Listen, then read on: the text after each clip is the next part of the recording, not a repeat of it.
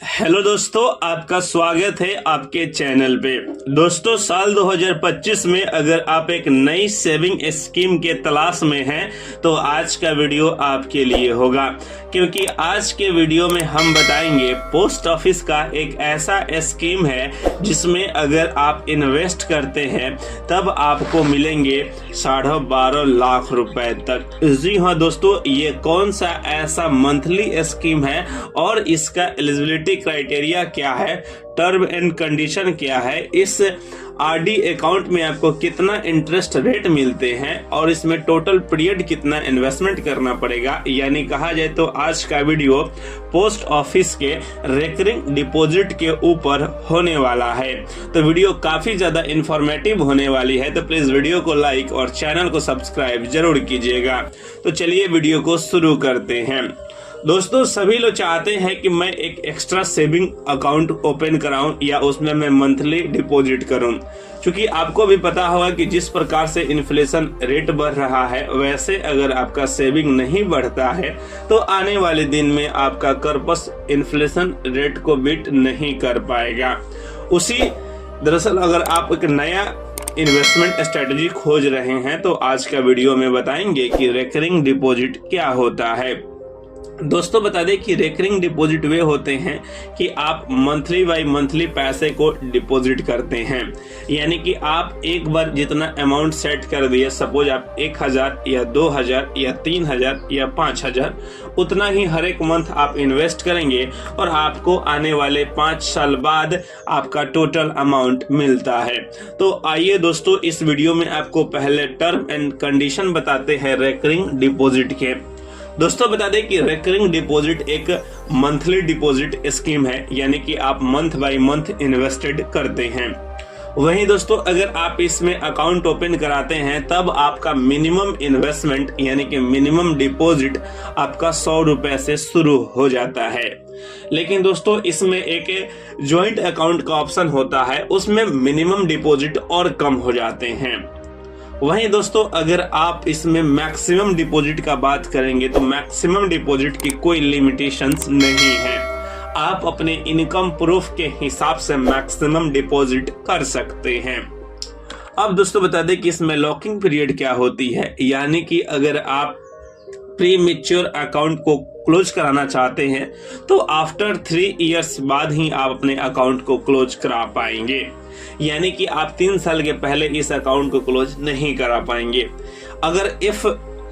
अगर जिसका अकाउंट है अगर वे डेथ कर जाते हैं तब उनका नॉमिनी जो है इस अकाउंट को क्लोज करा सकता है, या कोई अदर इलीगल अगर केस चलता है तब उस कंडीशन में ये अकाउंट क्लोज हो सकता है। अब दोस्तों, अगर इसमें आप अकाउंट ओपन कराते हैं तो आपको 3 तरीका से अकाउंट ओपन होते हैं।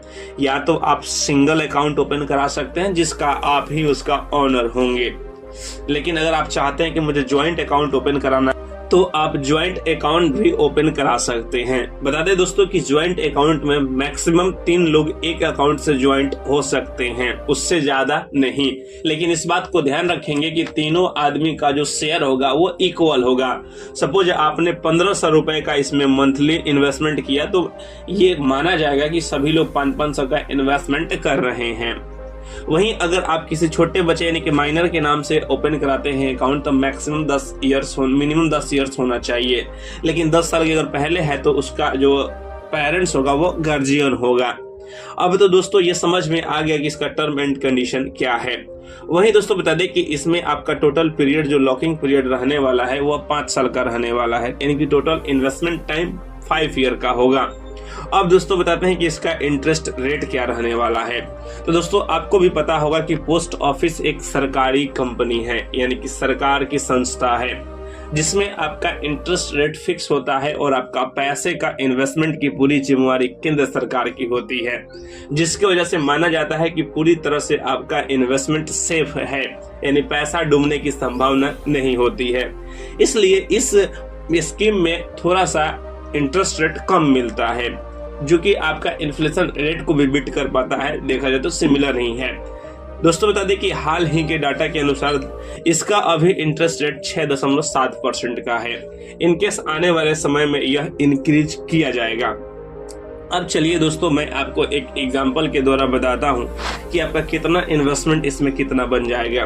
दोस्तों, अगर आप महीने का 1000 रुपए इस स्कीम में इन्वेस्ट करते हैं और आपको पता होगा कि इस स्कीम में आप 5 साल तक इन्वेस्टेड रहेंगे, यानी कि आपका टोटल जो इन्वेस्टमेंट हो जाएगा 60,000 का होगा और उस 5 साल के अंदर में आपको टोटल जो इंटरेस्ट अमाउंट मिलेगा लगभग 11,366 रुपए मिलेंगे। अब दोस्तों बता दें कि आपका टोटल जो इन्वेस्टमेंट प्लस रिटर्न हो जाएगा लगभग 71,000 के समथिंग में हो जाएगा। दोस्तों, ये कोई बड़ा कैपिटल नहीं होगा, आप इस बात को ख्याल रखेंगे।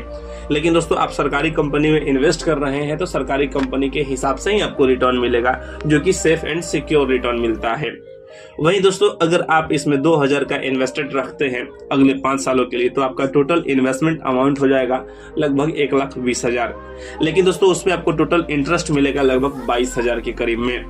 वहीं आपका टोटल कर्पस बन जाएगा यहाँ पे 1,42,000 के समथिंग में। इवन मैं आपको बताना चाहता हूँ कि अगर आप ज्यादा रिस्क लेना चाहते हैं और थोड़ा सा मार्केट को समझकर इन्वेस्ट करना चाहते हैं तो इससे बेटर ऑप्शन हो सकता है म्यूचुअल फंड, लेकिन वहां पे आपको रिस्क भी है। तो दोस्तों, जहां रिस्क होता है वहां पैसे भी बनते हैं। आई होप कि आपको बातें समझ में आ रहा होगा। वहीं अगर आप इस फंड में 3,000 रुपए का मंथली इन्वेस्टेड रखते हैं तब आपका टोटल इन्वेस्टमेंट हो जाएगा 1,80,000 रुपए का। तब दोस्तों वहां पे लगभग आपको 34,000 का इंटरेस्ट मिलेगा, यानी कि टोटल कर्पस बन जाएगा 2,14,000 के करीब में।